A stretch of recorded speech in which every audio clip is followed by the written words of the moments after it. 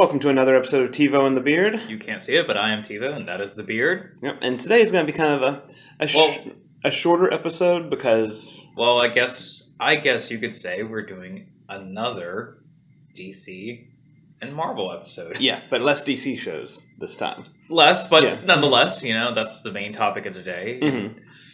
Yeah. Yeah, so we're going to... And the Marvel one's less Marvel, but still, it's still split up. Yeah, but because we know you guys love us so much, after we talk about the CW DC shows, we're going to talk about some movies. Yes. Just like general movies, nothing that's necessarily out at the time, but yes. It'll give you something to look forward to after we discuss Supergirl and Flash. Yes. But even before that, we normally don't get uber personal on here, but I have to bring up this story of something that happened to me. Okay. So you didn't go to the company potluck Wednesday.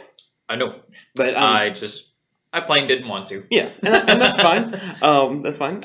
You didn't miss too much. For anybody that's listening that actually enjoyed it, nothing personal. No, like I said, I want to stress, I just didn't want to. I got a nice salt and pepper shaker out of it, but nice. I'll probably put it on our Instagram and Twitter.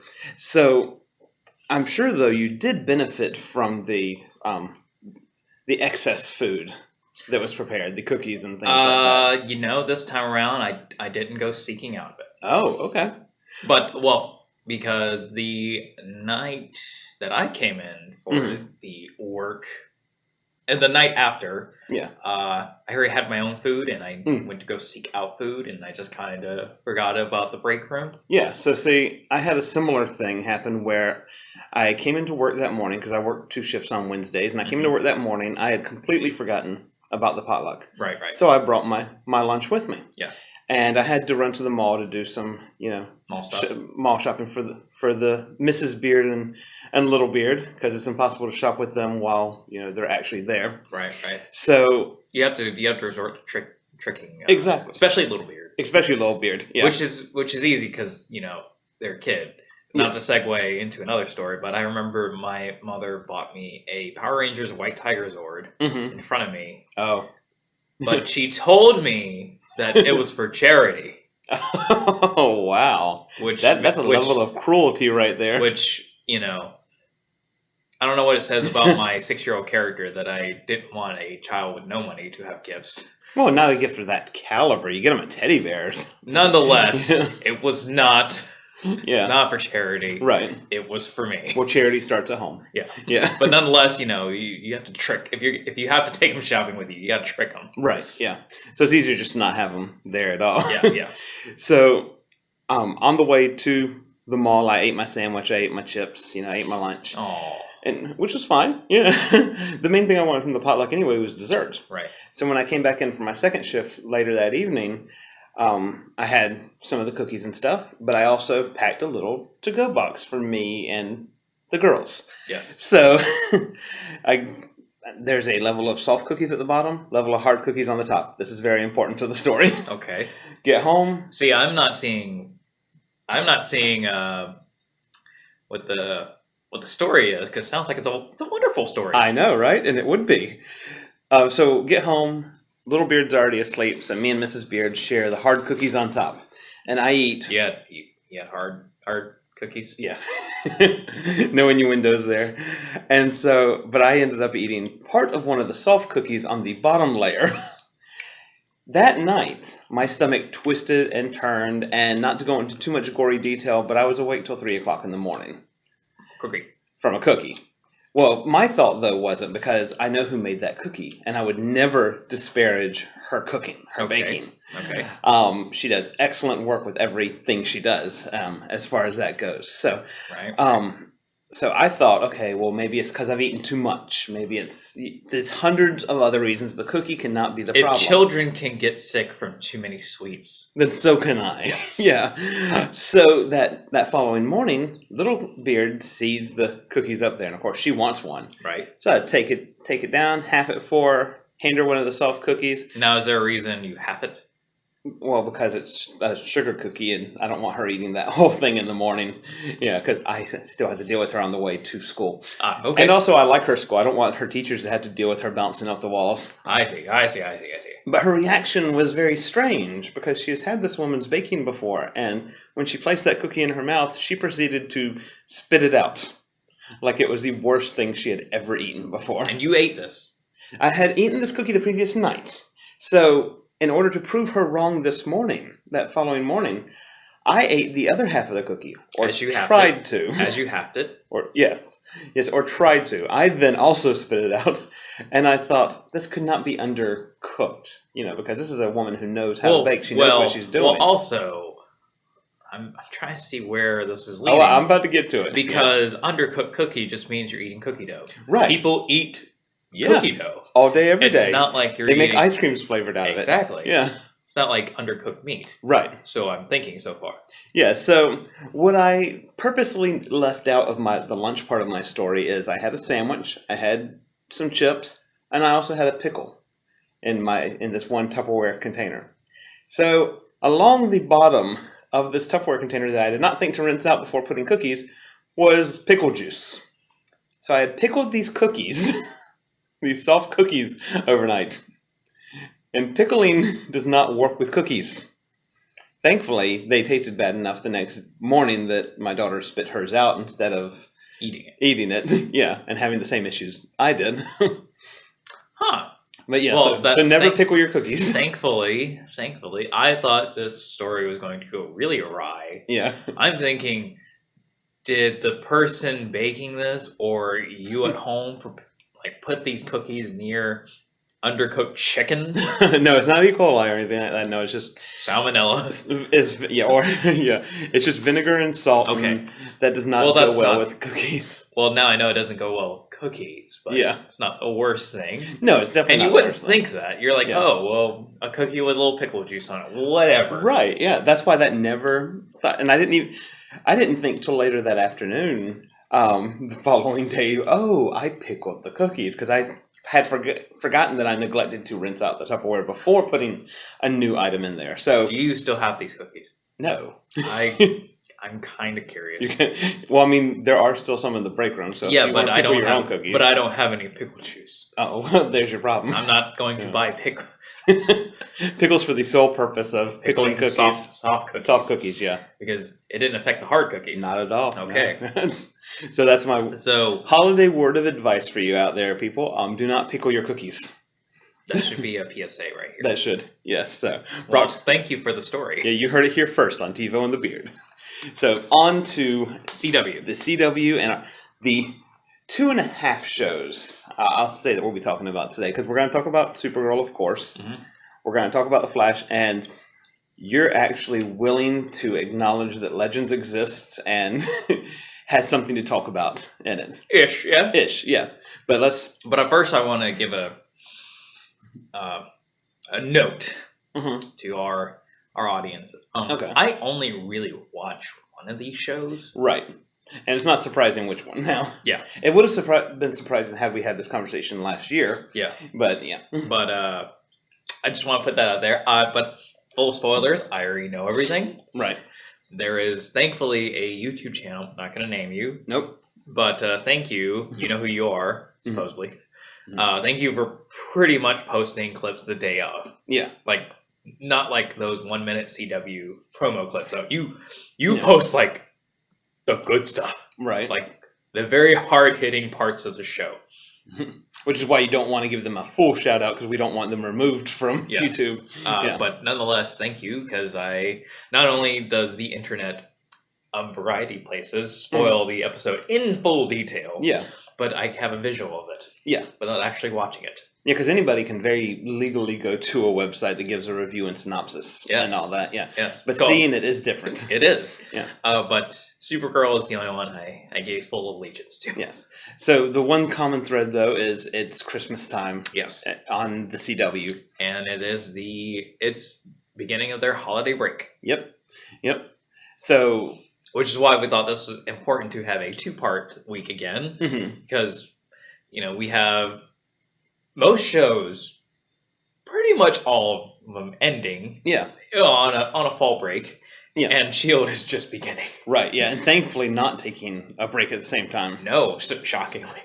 But we'll get to that later. Yeah. So with Supergirl, this episode is named Rain. Rain was established last episode. And so Rain was really established during the summer break when they kept saying but whatever. Yeah, but ignoring the real world. Yeah. So it was no surprise going into this episode we were going to see her, and we were going to see her in a big way. Well, it's I will say the CW, all of them, it's not very clever when they name their episodes. So when they call it Rain, it's going to deal with her. It's like when the Flash literally has like the Reverse Flash in the title. Yeah. You're like, well, I know who I'm going to see. Yeah. Now, one thing I will say though, we always, give CW a hard time about spoiling things. Yes. So we knew we're going to have a character named Rain. Yes. World killer, bad guy. Black suit. Yes. Just expect the worst from day one. Yes. Wasn't really the case with this episode. I mean, she was going against... Granted, she was killing them, but she was killing bad guys. Yes. Yeah. They didn't 100% say what Rain was going to do. Mm-hmm. We just know. But when you have a name like World Killer, and the dark, ominous, score with it, and the costume, you're like, well, she's bad news. Right. But I also like that. So as underwhelming as her transformation in quotes scene went, I thought that, okay, that's it. She's gone. Yeah. And she woke up. Yeah. I know, completely unaware of what had just happened. Yeah. Mm-hmm. So I thought that was interesting that it was going to be kind of a Jekyll Hyde thing for the episode. Will it be that for the rest of the season? Based on the end? Maybe not. But I like for it eased into it kind of. Right. Yeah, I think that if they tried to keep it the Jekyll and Hyde thing for the entire season, it would wear thin very quickly. Yeah. Yeah. Because at this point, I think that's where the CW spoiling everything fails. Because, we know. Okay, well, first of all, A, we already knew before any of it. And B, well, now that the characters know, and we definitely know. Yeah. Stop. Yeah. Yeah, because this is one of those shows, kind of like when we talked about S.H.I.E.L.D. last week, not having the viewer omniscience. We have that here. Yeah. We know full on. We know what's going on. We know characters, backstories, all that stuff. So just give it to us, Yeah. But we don't know. No. I mean, the ending kind of signifies that maybe they'll stop doing it, but we don't know. Yeah. Because it ended a pretty good cliffhanger. Yeah, definitely. But I want to get to the B plot that came before the A plot. So it's Christmas. We have a Christmas party going on at Kara's apartment. And what does Kara do now? I guess she still works there. Yeah? Yeah. Because I haven't seen her actually have a job besides Supergirl, and she keeps one of the best apartments on television. She does. I love those apartments. She does. Well, I guess for her sake, it's a good thing that she has two friends that are her bosses. Right. She is also a government agent as well. But it's a government agent for a secret organization. Maybe, it's secret and maybe because, Jean can just throw out apartments left, out, and right. That's true, left, out, and right, sideways. Yeah. Maybe they help her out. That's true. Yeah. Well, they should be aware and, maybe, this is a secret agency and there is possibly government funding. They can probably say, hey, Supergirl has this apartment. She's only saved us. She's only saved us. Yeah, this is your compensation. The least we can do is give you a good living space. And a really nice apartment, too. Really nice. Spacious. Spacious, yeah. Because that's where all the parties always get held. Yeah. I don't want to see a party at Alex's place. No. They didn't even have her engagement party. Oh, I know. Yeah, they had that at Kara's. Yeah. But, and thank goodness for... This is CW. If you're wondering why I'm watching Supergirl almost exclusively, they're really listening to us. Yeah. Because, as I said, as we got Carl Lumley as Marcia Manhunter's father, yeah. I don't even need him to be a big part of the show. Just literally have him there. Yeah. And what have they been doing? Literally, he's just there talking about hot chocolate and how it's better than coffee, which it is, even though I'm sitting here drinking coffee. But but on that part, I don't. Hey, he's there. Yeah. I get that feel of having the Martians there. Yeah. And did he show up on the rest? Nope. But that's didn't okay. Need to. Didn't need to. Yeah, didn't force him into to something. So they're listening to me on that. Yeah. So definitely good on you. Because I was really worried. Because aside from the one episode where he was his B plot, I was worried he was only going to be there. They were going to force plot on him. Yeah, it's like, well, Jean has these powers, so obviously all Martians can go out and fight. Yeah. So, but no, he's been kind of a homebody. Yeah, and that's fine. And that's fine, yeah. So, speaking of relationships, though, so we have Alex and I'm trying to remember Rain's real name now. Samantha? Not the actor's name, but... Samantha, yeah. So, the chemistry they seem to be building there, what do you think of that? I don't know. I'm not seeing it. You're not seeing it? I'm not seeing it. I'm definitely seeing it, at least coming from Alex's side. I'm not seeing it. Yeah. Well, maybe. Yeah. But I'm not seeing that. I did, speaking of relationships on that, so they threw us that little curveball. I was like, I have not seen Lena or Jimmy any sparks. No, I didn't see that at all until the end of this episode. Well, until they made us. Right, until they showed literal sparks. Yeah. And Lena, they've given up on trying to make her American. Oh, yeah. I just, there were many moments I was like, I'm just accepting it for that. That's her. That's you. How she sounds. And if I ever meet her at a con, I'll be like, I love your accent on this show. Yeah. I love that they make the character British. Yeah. And she's gonna be like, oh, it's American. No, it's not. Really? And that would be terrible. I go, really? Can you say words with vowels in them for us? Because really, that's not how we say them. I didn't notice. Yeah. I thought you were British. Yeah. Or, at least Welsh, Irish, something. Yeah. That would be it. Oh, it's an American character. Really? but you're adopted, right? I thought it made sense because you're adopted. Right. Yeah, we already have this headcanon going on where you came from. So. Yeah.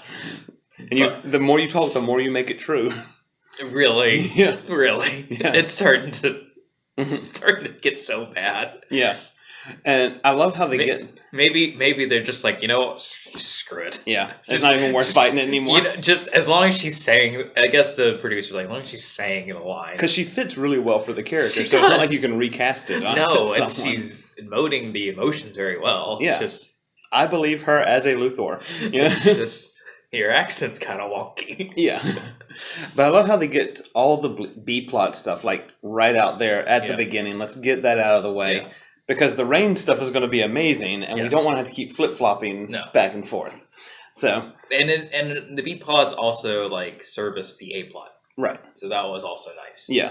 So it's we're going to establish this stuff, and here's what's going to affect it all. Mm-hmm. So Rain is going through being a really... good vigilante, kind of. I mean, in an extreme way. Yeah, because she is by definition being a vigilante. Yeah, she is getting rid of all the bad guys. Yes, permanently. Yes, yeah. Which if you watch Arrow, that's the formula they use. Yeah, so it's got to work. Supposedly, right? I don't know. So it's got to work for Puppy Dogs and Rainbows too. Yeah, but it doesn't work for Puppy Dogs and Rainbows. No, it does not at all. No. Supergirl is not okay with that. Nope. So they have Nor is she okay with people just pretending to be Kryptonian. Right. Yeah. Yes. So our Kryptonian preacher is back. I thought that was pretty cool. I did too. Yeah, because when I first saw him, I was like, okay, they're just going to drag this on. But no, it's very quick, very concise. They kind of need his help a little bit. Yeah. Though they did a good job, at least, explaining good, because I have problems with Earth characters knowing more than our alien characters sometimes. Yeah. So, the episode with Yael. Right. I was like, no, you cannot be stronger than Martian Manhunter. Right. I'm going to give the benefit of the doubt that Martian Manhunter wasn't physically there. Right, yeah. And her powers come from her looks. Yeah. So. But in this one, I was like, how do you know this stuff? Yeah. And she doesn't. And then they kind of explain a little bit how. It's like, okay, I'll give you a pass. It's like, it makes sense. I'll give you a pass now. It's not perfect, but it makes more sense. It's not perfect, but I give it a pass. Yeah. So, and then they have a turf war with graffiti. Yeah. It's like Rain is leaving her symbol everywhere. Yes. Yeah. Which, the more they showed it, the more evil and menacing it did look. Because on her outfit, you kind of have to, because it's black on black, you kind of have to turn your eyes 15 different ways to see it. Yeah. So it really didn't look menacing on her. I will say the first promo picture they showed of Rain, that mask didn't do justice. No, the mask is definitely better in action than it is in a still picture. Yes. Yeah. And then Supergirl, in order to get Rain's attention, catches the top of Catco on fire, essentially. Nobody seems to be acknowledging that. Well, it's really high up, so that's one. But, right. And I guess, they make statues of the super logo, so it's not like, oh, okay, we get a free one. Right, yeah. New landing pad. But it's just like, she couldn't find any other way to put the Supergirl symbol on top of a tower. She burns it into it. It's like, okay, we accept this because you are Supergirl. Yes. Yeah, that is it. Yes. And then we get the fight of the century. Well, I wouldn't call that a fight. I watched it a few more times, this is not a fight. Yeah. This is I watch it going, there were storylines in the comics where Superman would get Bruce being Batman, to teach him how to fight. I think they had a Red Sun gym. Yeah. So he could, for moments like this, when someone matches him in power, he can actually do more than just wail on him. Yeah. I think she should give Arrow a call. Yeah. Because this was the exact moment. It's like, she's matching you and doing a little better. Yeah, she is whooping Supergirl at this point. Yeah. It was a very one-sided fight. It was very, for sure. And especially Supergirl, because we've only seen her be Supergirl 2.5 years now. Right. And at this point she hasn't had to fight anyone like Rain. Right. I mean, granted, other than Superman. Yeah. But all she knows is to just hit and throw haymakers. Right. That didn't work this time. It doesn't work when somebody can do the exact same thing back to you. And more times. And more, yeah. Because that was happening too. Yeah. Well, one thing I'm wondering, though, they didn't say yes or no on this, but I'm wondering if the events from the crossover, because of her temporarily losing her powers when they were going to do the heart exchange, if that's affecting her still. Because one thing they're doing well with this crossover is it existed. Yeah, they're not going to ignore it this time. I like to think, I think that makes... Because I think it gives the Rain character less of a... Yeah. It gives more outs to Supergirl. Because it's the everyone's like, well, if I didn't have this, I could have. So CW, if you're listening, don't ignore what I just said. Yeah. Don't use that. It's like, I could have beat you if I didn't have this grand adventure. Right. I think it makes it scary for Rain. It's like, no, I beat you fair and square. Right. Because you've had the Yellow Sun for a while now. You've been flying around. You're healed. Yeah. And I love how they ended it, because they actually ended it on a cliffhanger. Yes. She gets knocked almost through the earth a little bit. Well, it's not a fair fight. That's why I didn't call it a fight, was Supergirl had her chest melted through. Her symbol's gone. Right. She's bleeding a lot. Yeah, which is something she's not used to. And Rain looked fine. Yeah, unscathed. The whole time. So, yeah. Yeah. But they end it without showing how or if Supergirl is going to make it. Now, I mean, as fans, we know. Yeah, and when going to make it. And then the other thing that kind of it's that spoiler thing CW does, because are you worried? Well, I guess if you're a Flash, you need to be worried about me. Right. But overall, are you worried we're not coming back? Because they show previews for an episode airing next month, immediately after. Right. So even though we know, Supergirl's not going to die. Yeah. The Flash if the Flash can keep coming back from dying. Yeah. Every season, like Supergirl's coming back. Oh, definitely. Yeah. But definitely, it's like next time. Oh well, there she is. They could have easily just gone. Supergirl returns in January, and that be the preview. Yeah, and then it's like, oh, there you go. Yeah. Problem solved. Yeah. So, but this is definitely one of those. I like how they ended it because it's not if she's going to come back. It's going to be how. Yeah. It's going to be how long is she going to be out of service. Yeah, I don't think because this is definitely one of those moments in a TV show where the character gets beaten to a very different level. Yeah. That we don't know how she's going to rebound on this. And unlike Flash, it's not her fault. It's not. No. But nonetheless, so she pretty much gets her heart caved in. Mm-hmm. Physically and emotionally right now. Yeah. Because, well, this episode we saw a return of Mon-El again. Yep. Saturn Girl. Yep. And they're acting like a married couple. Because they are. Yeah. And it's okay. Yeah, because for them, for Mon-El, it's been 7 years. Yeah. Yeah. It's been a long time. And I think, for someone that's not been in full-on love, so maybe you can help me on this. Mm-hmm. I was like, come on, Supergirl. I mean, I know this is tough, but the circumstances are so weird, but they make sense. I keep going back and forth on if I'm for her being heartbroken or against it, because as a character, it's like, come on, get over it. Let's move on. But it's not like, you know, like very weird things happen to this point. Yeah. But on the human side, I can't imagine breaking up with somebody for whatever reason, and then 7 months later in my time, seeing them not only married, but very happily married and enjoying their life. Yeah, that would definitely take a toll. Now, I think I was reading random people on the interwebs, and people theorize that what if Saturn Girl's like putting Mon-El on some kind of telepathic spell? See, I don't like that. Yeah, I would have to use your rain theory of that would just take away from what's going on. Yeah. Yeah. I think with them, it's been 7 years, and a lot can happen. Yeah. Me and especially, you know, him going.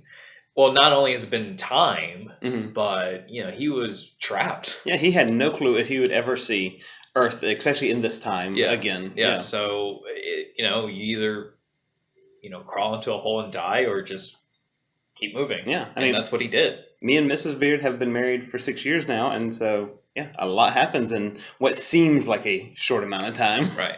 Yeah. So, but you know, but there were. I think the moment that really the actor helps though. The actor helps us be on his side. He does. He does. But I think I'm not going to say. I'm not going to say it. I'm not going to say it. Say it. Now you got to say it. He said not going to say it 3 times. Not going to say it. Not going to say it. No? Not going to say it. Okay. Not going to say it. Is it because you're more attracted to Saturn Girl than Kara now? That's not it. I don't want to promote a point of view. Okay. So. Okay. So I'll allow that then. Yeah. So do you want to move on to the Flash then? Because that was pretty much Supergirl. That was. And yeah. I love the Christmas music going on during the fight scenes. So I will end with that part. I think the last thing I want to say so far is. And that's the impression I get from most of this year's CW finales, because I also read about Arrow, because it, oh my god, something shocking happened. Of course. I got 2 minutes. Right, yeah. I don't know, just the plots and the twists of all of them seem kind of underwhelming this year, overall, to me. I mean, there are shocks, but I don't know, I guess... Maybe because we just got back from a massive crossover, so anything's gonna feel slightly underwhelming. Right? Yeah. It's like, well, do you see what they just went through? It's like, geez, give us. This is why we had to go on Christmas break. We need a filler episode in between this. But yes, of course, and that would have made us mad having a filler before the break. Yeah. But you just can't make us happy, CW. That's the stuff with Supergirl. Yeah. But let's go into Flash. Yeah. So I'll let you take the reins. So with Flash, no, we just got rid of Rain. Oh. So again, like I said, one thing I'm enjoying is that the crossover happened, and they acknowledge that it happened, and we start off by seeing Iris and Barry unwrapping gifts, and Iris being, to use the parlance of our day, salty about the fact that Oliver and Blondie got married. Yes, that's how much Felicity. Felicity, thank you. Oliver and Felicity got married at the same time, as Barry and Iris, which at the time she didn't show that No. it was bothering her. But it bothered me the whole time. Yeah, it bothered all of us, and I'm glad that they're acknowledging, hey, this happened. And this was not right. Yeah. Yeah. This is supposed to be their day. Yes. And they got like 20 toasters from Rory because there was a fire sale, which means Rory, Heatwave, stole them. And I love that little stuff that they're tying in there. I was actually happy with this episode, and I would recommend during the winter break going and checking it out. Well, here's, I've said this off air. Here's my reasoning. Mm-hmm. So, it's not a secret that The Flash has been underwhelming me. Right. And, especially when you're watching them, because I have not watched these episodes in retrospect. Right. Any of them, other than clips of the Reverse Flash. Right. So this show is predicated on the mystery and learning very key things. Yeah. So when you already know them. Yeah, we are too omnipresent. Yeah. And because what happened with when Mon-El came back on Supergirl, the twist was where did he come from? Where's he been? Saturn Girl being the wife. Yeah. Well, first I didn't know that was the twist. So I watched the episode. I already knew everything. Yeah. And you thought you knew everything. No, I did. Yeah. I did. Oh, yeah, because you did watch that one after spoiling yourself. Yeah, on accident. I just didn't know that was like... Because I thought, oh, this stuff is going to be said when they first see him. Yeah. Oh, no, that was the mystery. Oops. Yeah. The episode became slightly boring to me. I was multitasking a bit because I already knew. And that's on Supergirl, but I wanted to watch it anyway. Because Mon-El. This time, The Flash kind of been overwhelming me. I spoiled myself. Right. On purpose. And I thought, I'm good. Yeah. Because I'm going to watch this episode knowing everything. Yeah. So... Yeah, I can see that. So you made yourself into the thinker, is what you've done. Yep. Yeah. No, I was happy though with the balance of this episode because it did with Team Flash when they're decorating everything for Christmas and all that and talking about this. I will say the other reason I felt okay with skipping it because at least from the plot synopsis I read, full spoiler plots, it did feel a little more fun again. That's how it started out. But then I am the Flash Scrooge this year. Right. And it started out very fun, very goofy, and then it balanced itself back out into a really, well done episode. So I will give Flash props for that. So you get half a point this week. Yeah. Still bah humbug. Yeah, I'll give it a bah humbug-ish. Yeah. Bah humbug. How dare you people have fun? I know, right? Especially during the holidays. That's the worst time to have fun. No, I like this, we get rid of the thinker, the guy. That was definitely, even though I didn't watch it, I was like, ooh. Yeah. Ooh. So we get rid of him as a character, but we don't get rid of his mind. No. Because that's been zapped into, what is the guy's name now? What does Cisco name him? Brainstorm. That's how much I cared, I guess. I can never remember. Because that whole scene of the brain trade-off thing, very underwhelming. CW sometimes spends no expense on their special effects. They spend too much on something really that they didn't need to, and underspends a lot. On some, it's like last week when we talked about the crossover, it was like, man, that video game was great in the beginning. Right. Yeah. And this wasn't even video game level. This was like old Star Trek sort of thing. It's like, oh, there's lightning bolts. Or with rain. Right. Yeah. Transformation. Yeah. But at least this gave us lightning bolts. Yeah. That we had like some guy on offset just flicking the lights. No, I like that twist. I think they could have done a little bit. They could have stretched it out a little bit more, and left us with more of a mystery. Because by the end of this, at the beginning, I thought it was interesting that they set up so much, and this is just a different way that I thought this arc was going to go. Not in a bad way, right? But just especially because they name dropped this dude so many times last season. Right, yeah. And now he's not gone, But as far as they're concerned, Yeah. he is. Yeah. Yeah. Because when they're unwrapping gifts, one of the gifts is a set of knives, but there's only one knife in there. Yeah. And it seems like a kind of throwaway type segment. And I like that they brought that back at the end because, the Thinker, come to find out his human form has been killed. Yes. Possibly by Barry. Now we know. It's not.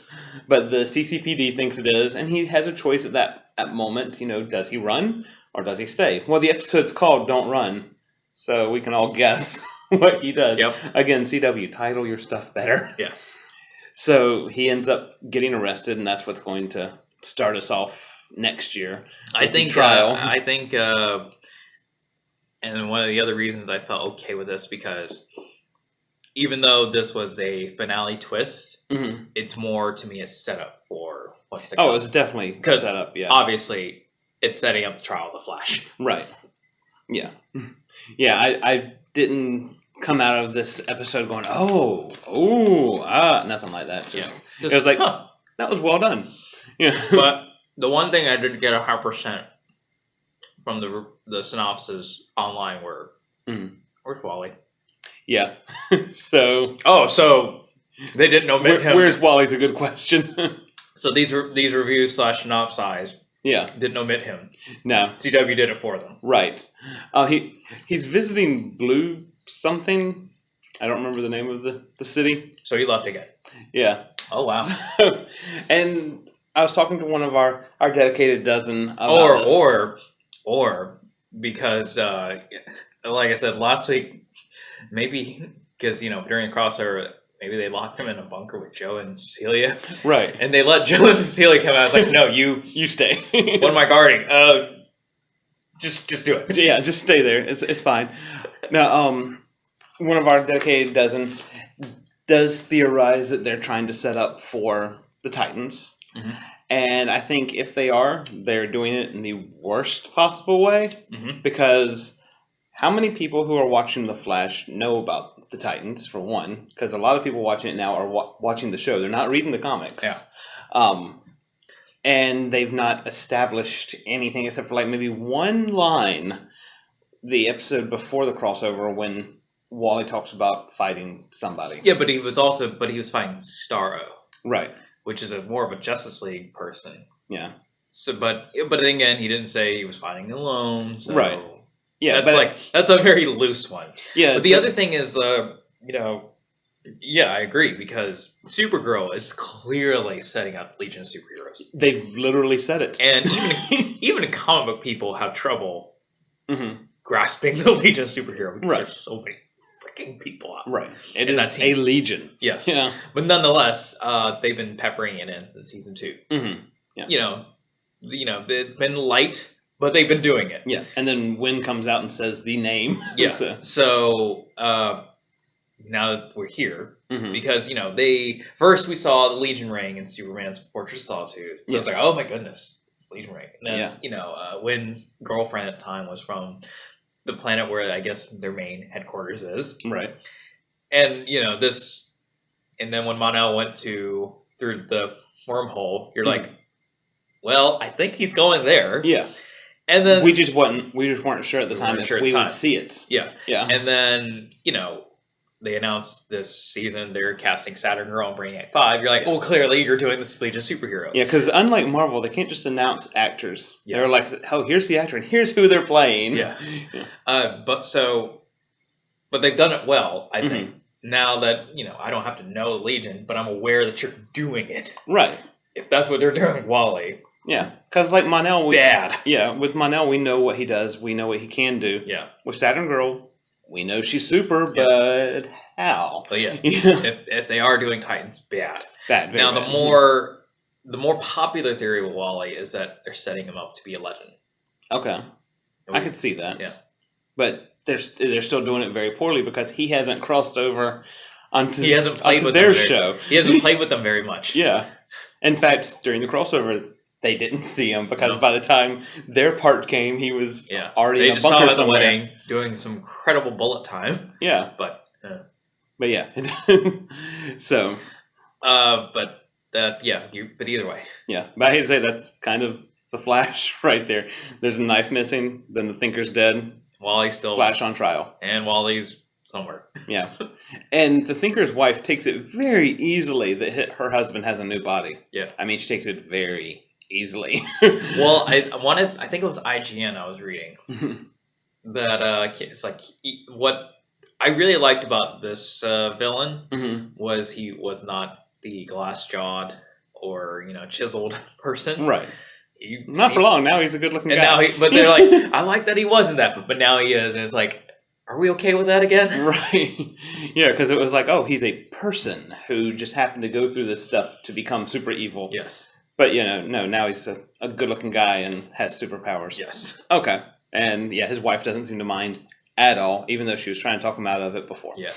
Well, it's like, no, don't do it. Oh, this is who you're picking? Yeah, totally, go for it. Well, I mean, since you really want to. Yeah, if he would have picked like some, hobo drunk on the street, be like, no, don't do this, bad idea. Like, ooh, good-looking guy? Yeah, no, switch bodies now. Yeah, do it right now. No, but I meant 10 years from now. No, now. Yeah. Yeah. I mean, we're eventually gonna get there. No. Yeah. I will help you. Basically, yeah.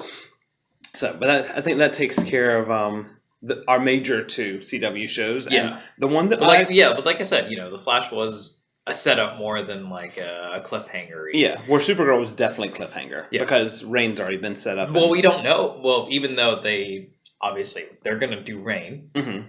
How? Right. I don't know. They're going to do the Legion. How? We don't know. With the Flash, we have a blueprint of what the story is going to be. And he's on trial, and here's my prediction. So, I don't want to make any speculations for Supergirl because it is a big question mark. Yeah. With Flash, he's going on trial. He's going to get out of it. Yeah. He's never going to have to pay for anything that he does. No. Let's just carbon copy every season before. Because if we learn anything about Flash, he pays for everything. Right. For a split second, and then it's forgotten. Yep. So. And Wally's still going to be forgotten. Right. Yeah. So, but the one that I've been watching that you have not, The Legends of Tomorrow, I will not go into great detail about. Besides the fact because I don't actually know what happened in the plot. I just know Vikings were worshipping a talking toy. Cool. Yes, this is where the show has gone. I saw that Jax left. Yes, so Jefferson is gone also. So there's no bringing back Firestorm at all at this point. But he left on his own free will. They didn't kill him off. No. Even though they did do enough flashbacks to keep breaking hearts watching it with him and Gray. So, but we end. We end, and this is where I'm not saying I'm going to come in, right? But you'll watch the clips. I will have a serious, and possibly maybe come in, but I will have a serious interest in now. Yeah. So with Legends, one of the main reasons I like it is it does keep dealing with magic and the supernatural stuff like that, even though there is action in it as well. So, but the problem is you don't have a lot of characters that really know this stuff. Exactly. You have two characters right now on the show. Last season, you had one who deal with a magical object, but they're more like because it's an object, they know how to wield their object, but they don't know the nitty and gritty of it. Right. It's like people who have smartphones. You know how to use it. You could probably use it in and out. Right. Can you make it? Not at all. Not even close. So you need someone that You need an expert. You need an expert in a tan trench coat. Yeah. So when the way they cliffhanger Legends is Sarah is she's depressed. She's seen things and she just sent Jax off because he's going to take some time whether he'll come back or not. Mm-hmm. And she gets greeted by Constantine. Yes. Now this is a younger looking Constantine, a cleaner looking Constantine. We talked about this off air on how I'm not really a huge fan of how he looks in this 5 seconds we've seen him, but it could be that he just hasn't been through stuff yet. So he doesn't have that grittier look from the comics. And from what I remember him looking like in the TV show, but I'm not sure if I have like a false memory of that because you were saying that the look isn't that much. Not that much different. Me. Okay. But so again, it's only a 5. He was there for like 20 seconds. Right, yeah. We don't know where in the timeline he is because on Arrow, Mm-hmm. I heard, because he, how he came into the CW fold, he was a guest star in Arrow. Right. He helped exorcise the demons out of White Canary Mm-hmm. because, when she was resurrected, she was not normal. Right. And then they brought him up again, I believe, sometime after that. Yep. And Arrow said, "No, he's in hell right now."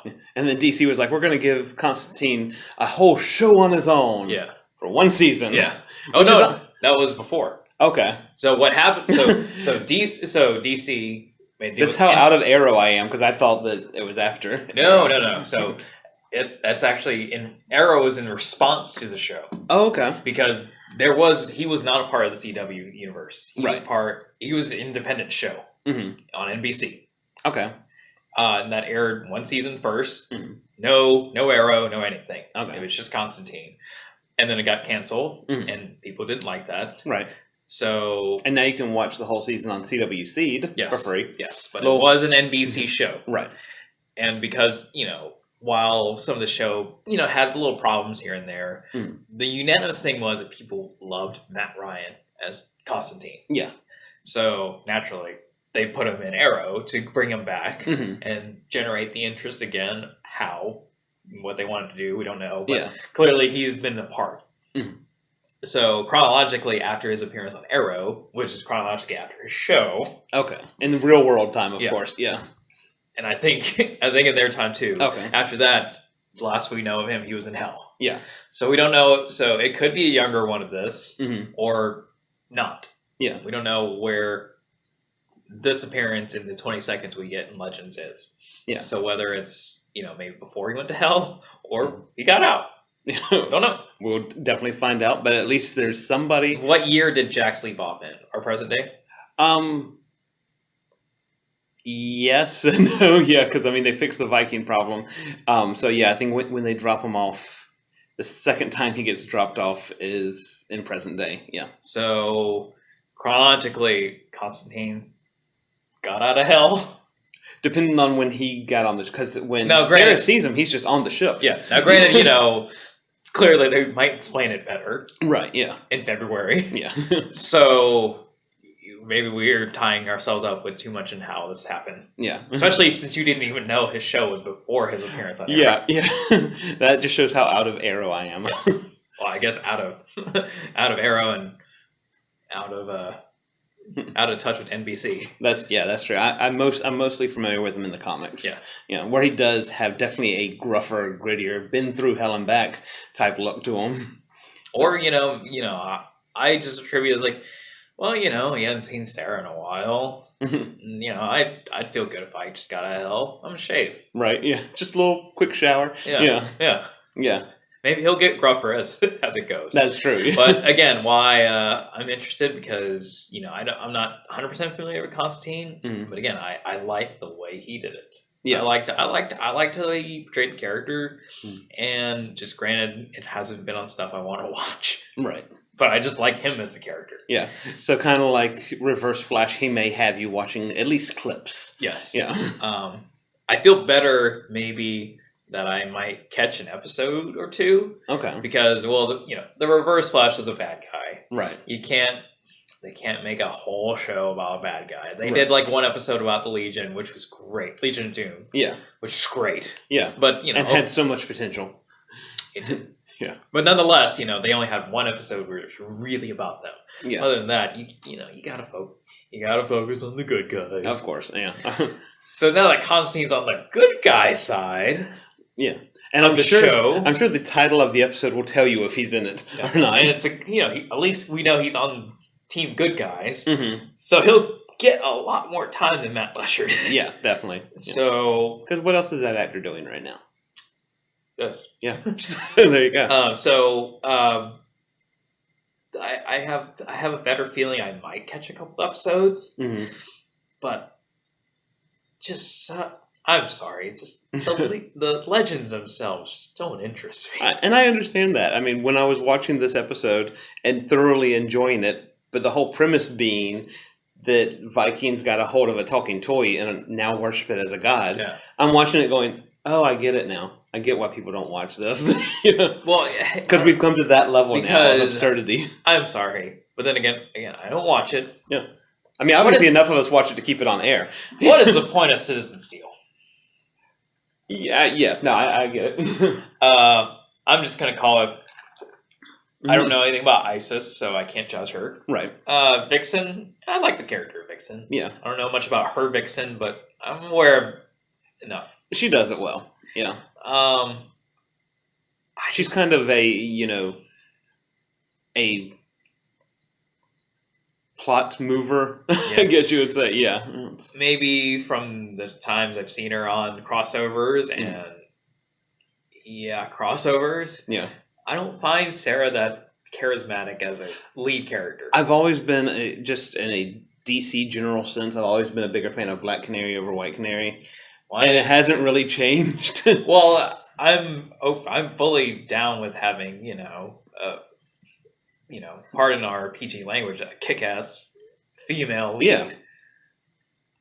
I just don't find her charismatic to. Oh, she's not charismatic at all. Yeah. Like, I don't, like, when I see her on the show, it's like, okay, we get it. You're the tough person. Yeah. It's like you're in charge because you're tough. Yeah. Yeah. But I don't feel like, I don't know, just as like the omniscient watcher. Yeah. It's like, you're not that exciting to me to watch. Yeah. It's like I probably would have quit Legends a while back when you became captain. Yeah. Yeah.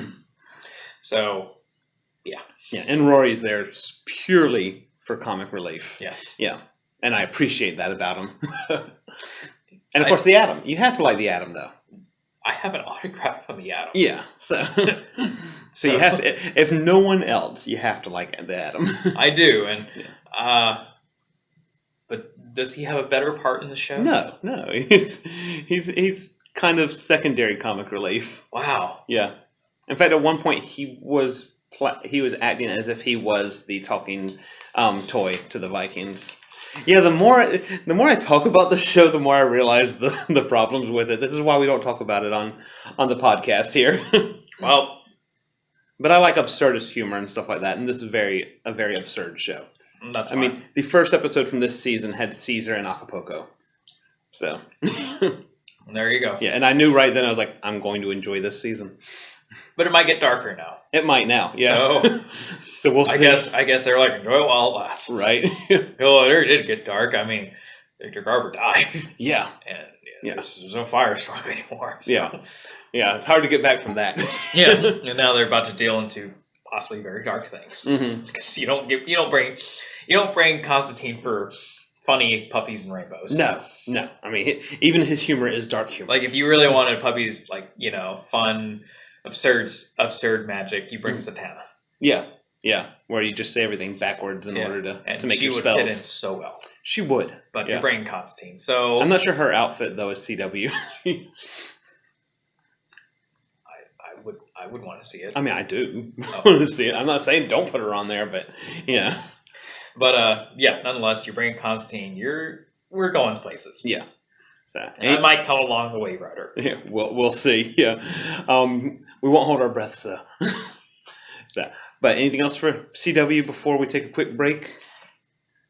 Yeah. I guess in some ways I can just say, hey, keep doing what you're doing. Yeah. Because these shows are wildly popular. Yeah. So I think they know they do. On some levels, varying by episode, do enough to make the comic book people happy. Right. But then do more to make people who don't know this stuff happy. Yeah. Happier. Yeah, and I definitely understand that as a viewer. Yeah. Yeah. So we're going to take a quick break, and then we're going to come back and talk about some of our favorite movies.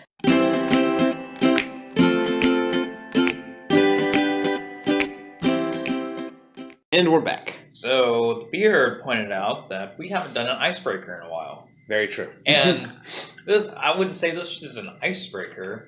This is a TeeVo and the Beard after hours. After I was gonna say after dinner mint. After dinner mint. You know what? Fine. I'm gonna, because I was trying to think of a clever name, but no, that's fine. An after dinner mint. After dinner mint, yeah. So I proposed a challenge Yeah. to TeeVo here to list his top 5 movies in no particular order, and we won't really go into like plots and stuff like that. Just mostly why we like these movies. But you've also had a catch. Right, and they could not be part of a franchise. And I've been racking my brain over that. It's more. After I challenged you, I realized that it is more difficult than I originally thought. In fact, now I'm going to ask this: when you say franchise, as in like this movie stands by itself, right? No, not even one sequel, right? Because I have my 5 movies, but then I have 3 that I really enjoy. That at least. Yeah, 2 of the 3 that kind of get a mention, I really enjoy, and I definitely think stand on their own and could fight their way out of the franchise-ness. But one is definitely part of a franchise. I just love it so much, I think it can. Now, let me ask you this. One of mine had a recent, and I don't think it was very well received, but as the movie was, but they did make a TV show out of it. See, yeah, I think that falls within the franchise lines, because I'll go ahead and mention one of my honorable mentions is Blues Brothers, which by a movie by itself, it works great. Has a beginning, middle, and end, does not need anything else to go with it. But they have multiple albums. Blues Brothers 2000. They have Blues Brothers 2000. They have all the stuff that goes along with it that in its own right makes it a franchise. You know, it doesn't just exist in a vacuum by itself. Right. You don't have to pay attention to any of the other stuff, but it's out there, so I could not include it in my top 5. Right. So what is yours that's... number 1, we are going to know that. Yeah. True Lies. True Lies? Yeah. Yeah.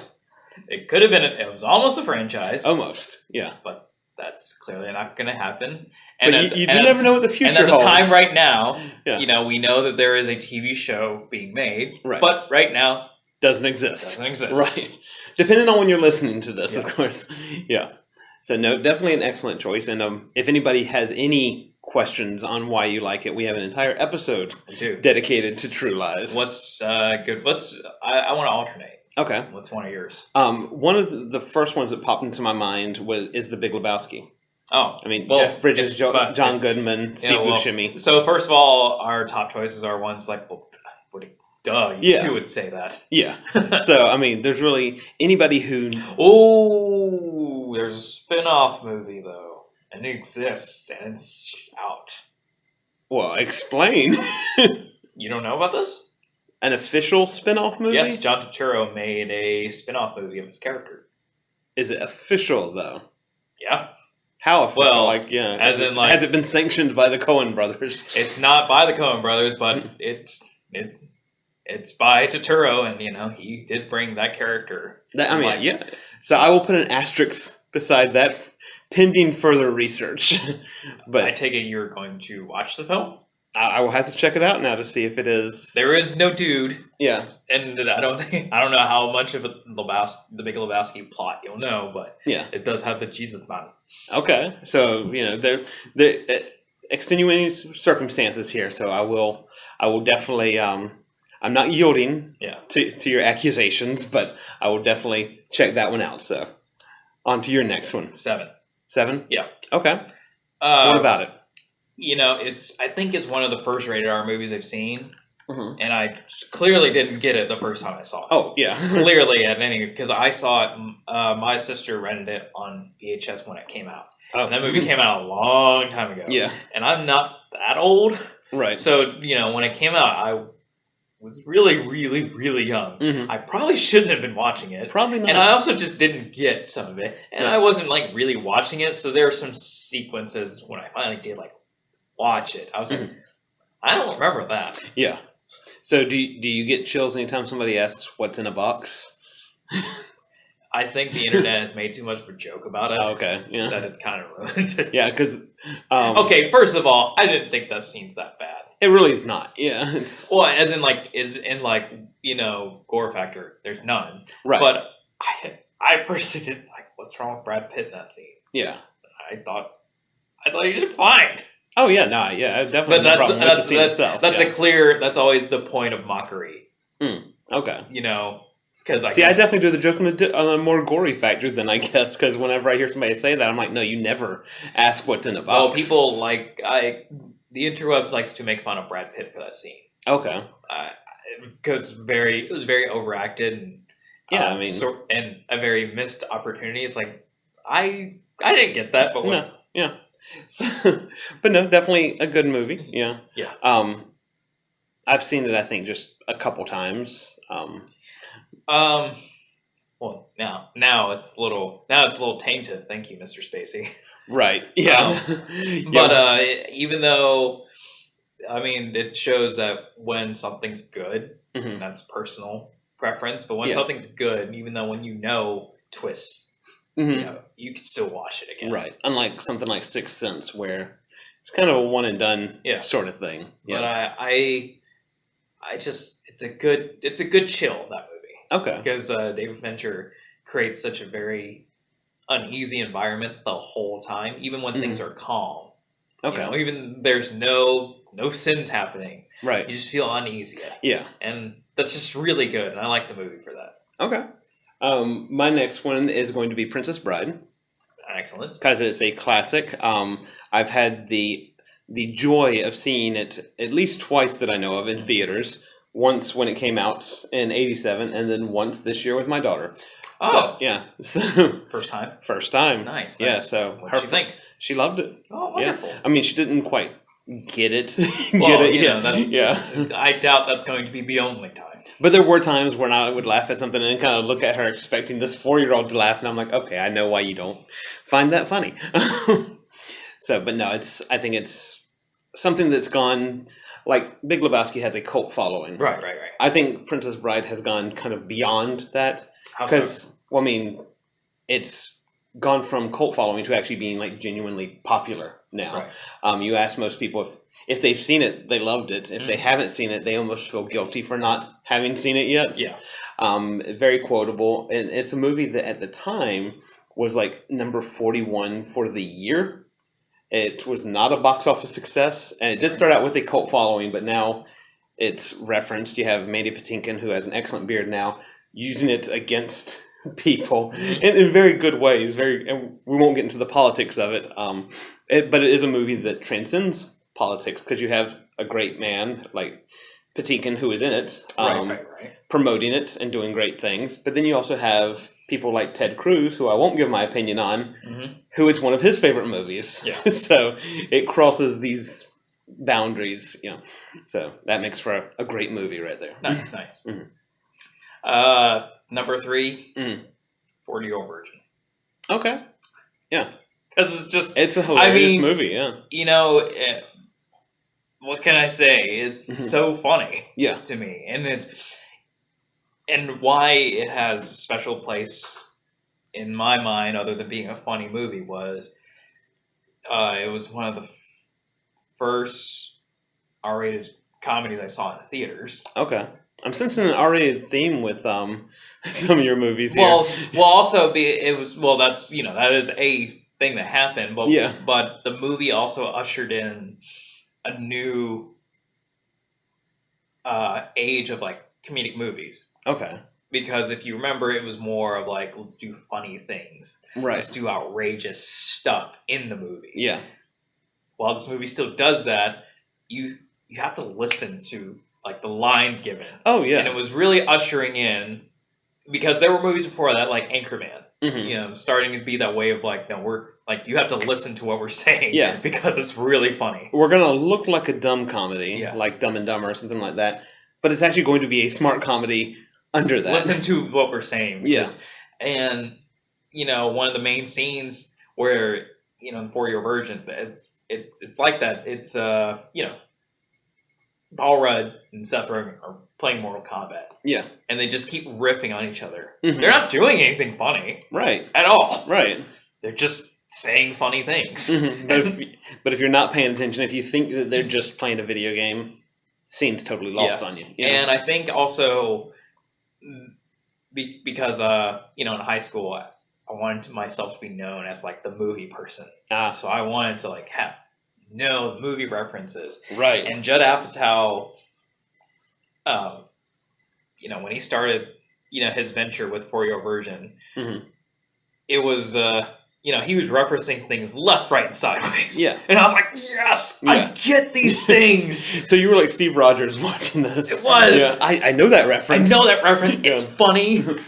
And so, Steve Carell's wonderful in it. Yeah. Yeah. His comedic chops are like bar none. Yeah.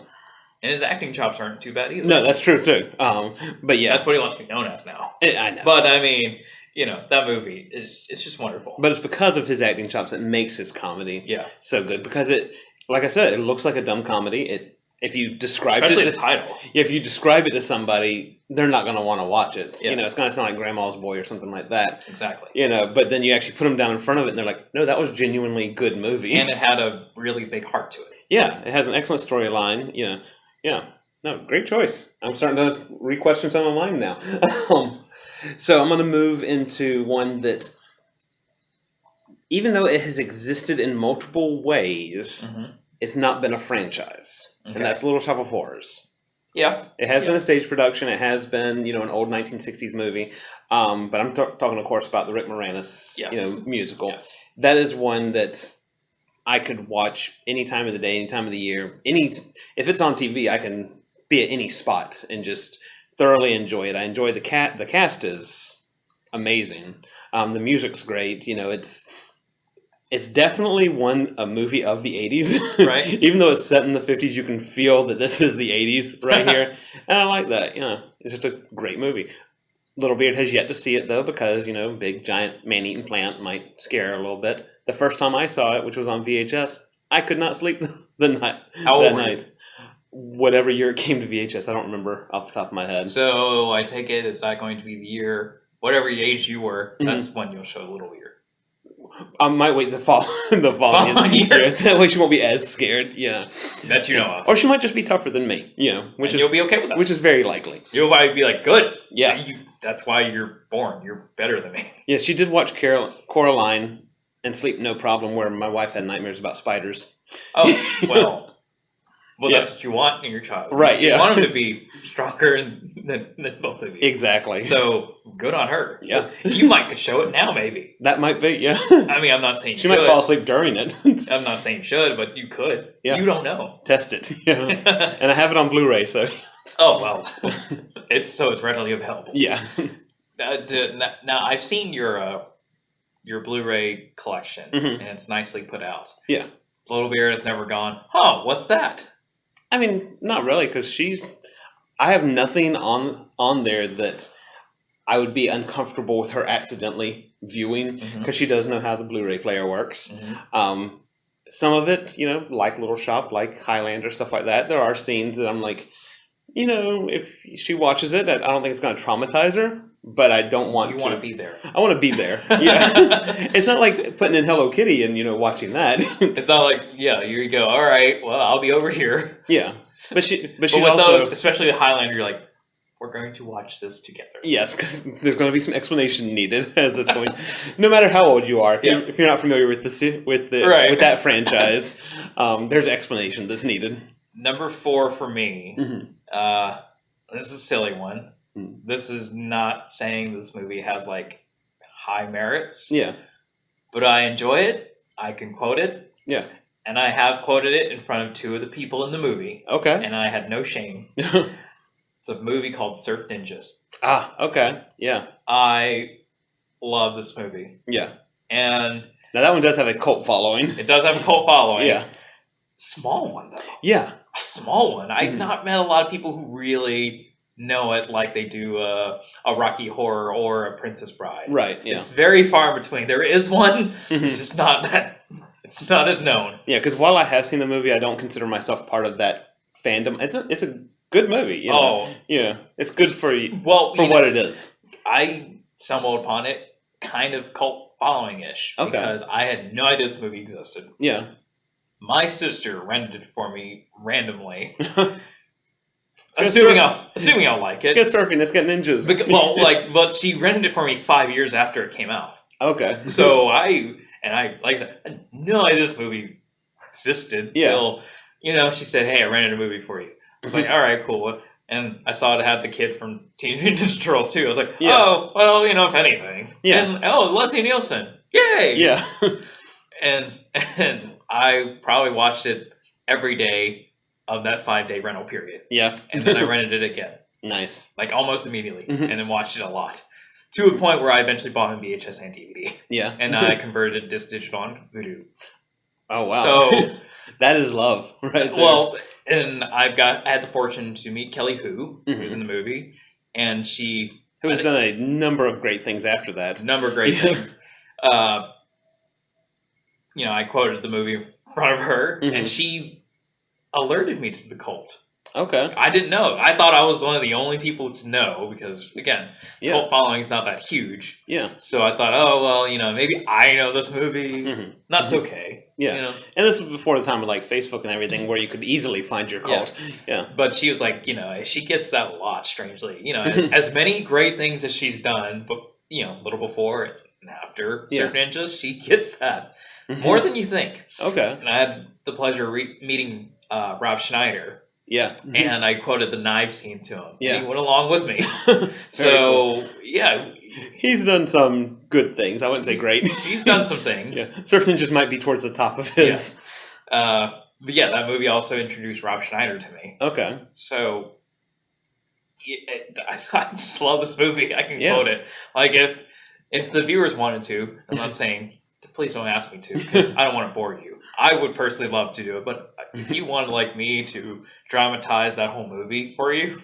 Oh, so you hear that, listeners. If you want the ultimate Christmas gift this year, tweet us, Instagram us, do something, send up a smoke signal, and let us know that you want to hear the dramatic radio interpretation of Surf Ninjas by TeeVo. Because that's how many times... That's how I love this movie. And I will even tell you if he's doing it by script or if he's doing it off the top of his head here. I'll be completely honest. Yep. Yeah.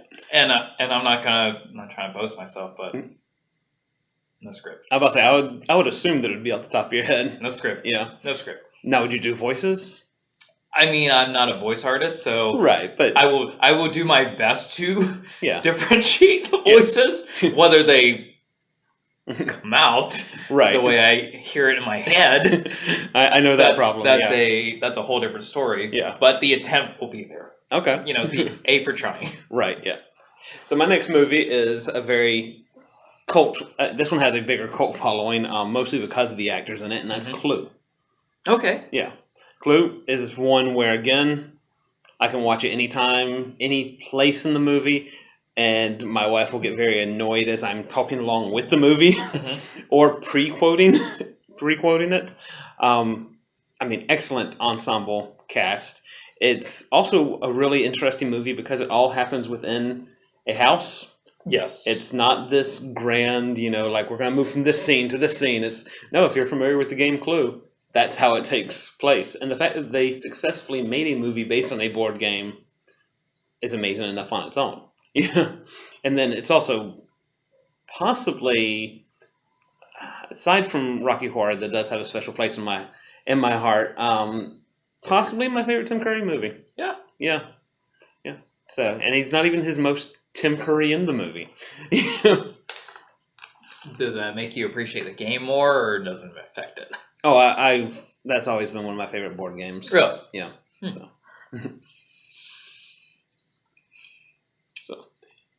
I'm torn between my last pick. Okay. Because do I pay homage to a guy that's been really making me happy lately, or homage to like the holiday season? Ah, okay. Because it's funny you say that. I almost put Elf on my list. Really? Yeah. That is a good movie. Yeah. So nothing wrong with that. But I'm also, because that one to me is very seasonal. I'm not going to like pick it up in April and watch it. Then I was almost sold by that explanation. It was like, but no, my homage to the holiday season movie is pretty special to me. Okay. Yeah. So I think I'm going to go with that. So my honorable mention would be Super. Okay. Yeah. James Gunn. Yeah, with Rainn Wilson. Rainn Wilson. Yeah. And it was the first movie I heard of James Gunn. And I was like, I like this guy. Yeah. And at the time, I was like, oh, you only have one other movie. And that was Slither. Yeah. It's like, well, that's fine. And it's a completely different movie. Very different movie, Super. all different movies. Mm-hmm. And, at least Super got me on the map knowing, hey, you're a fun movie maker. I hope you get work one day. With a small warning / PSA to our listeners, though, if you are familiar with Guardians and stuff like that, don't expect Super to be... Or Slither. Slither is obviously not, it's a horror movie. Yeah. But, Super is not a family-friendly superhero movie. Not in the least bit. Right. Not in the least bit. Yeah. But nonetheless, it at least alerted me to the guy's talent. Yeah. And, I remember saying, man, I hope he does more movies. Mm-hmm. Well, yeah, I got my wish. Yeah. Not only is he doing more movies, but he's doing a great... I was say, and knock on wood, hopefully you only ever do excellent movies. Because that's the route he's going right now. Because he doesn't have, if you look at some directors, you look at their IMDb pages, and you can just kind of pick out, okay, well, I like that, see maybe where they were going with this, and blah, blah, blah. You look at Gunn, and it's just like... Slither, Super, Guardians, 1, 2, 3. Yeah. It's like everything you're doing is golden. Just keep doing what you're doing. Well, I think, I've heard him on many interviews, many long-form interviews, many podcasts. Yeah. And, I think he's just got that kind of realist mind of, he knows where he is in his life. Yeah.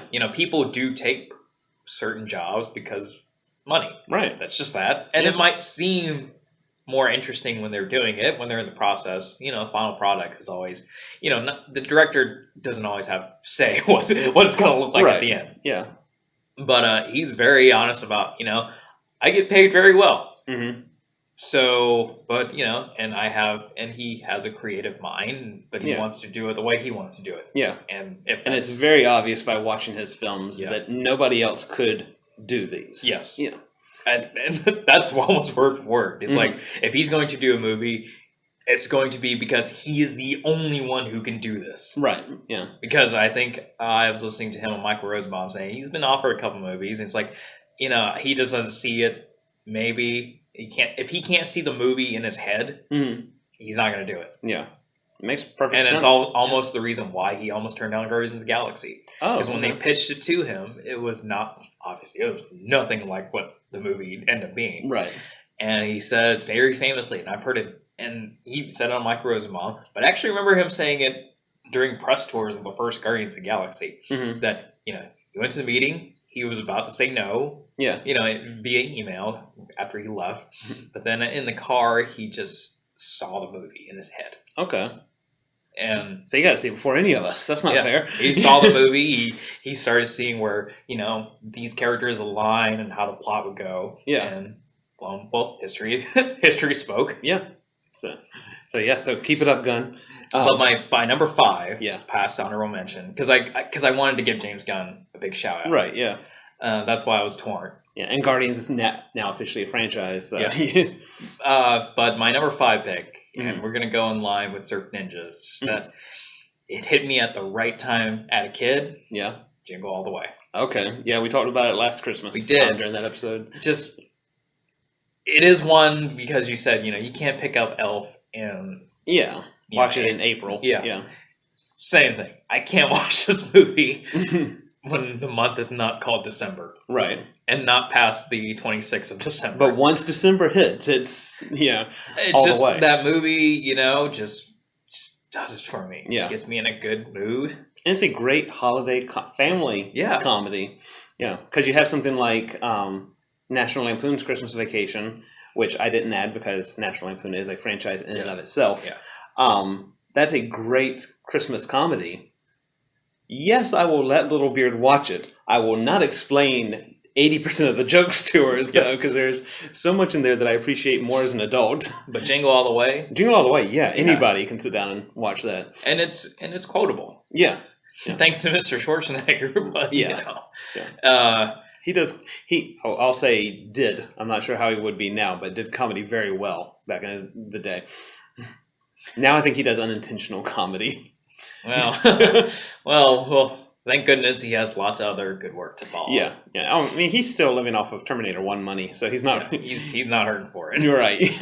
But, just like that. Like Surf Ninjas, not much more I can say. It's just, it's a great fun movie. And it does get me in the holiday spirit and in a good mood. Yeah. And that too would also illustrate how much I've seen that movie. I too can dramatize that.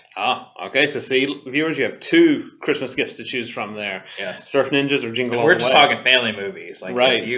This is part of a franchise. Yeah. Yeah, franchise is a whole nother part of episode. Franchise, but if you want to hear me get really, really obscene, there are some movies out there I watched just as equally as Surf Ninjas and Jingle All the Way. Yeah. But that's for a different podcast. Right, yeah. and possibly a different person. Right.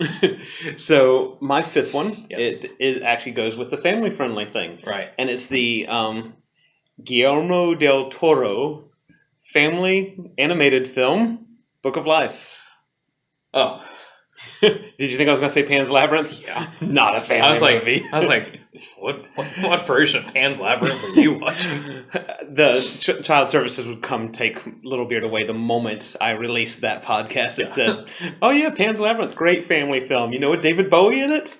Yeah, no. Then I would have to it's a great movie. Yeah. No, Pan's Labyrinth is great. It would be the subtitles that would be the first giveaway that, you know, a 4-year-old might not be able to enjoy this as much. No, Book of Life it's got an ensemble cast. It's about the Day of the Dead, the Mexican holiday, and it's a love story. It's a fight story. It's a good versus evil, but then at the end, is it good versus evil? You know, was there a bad guy, good guy dynamic to it?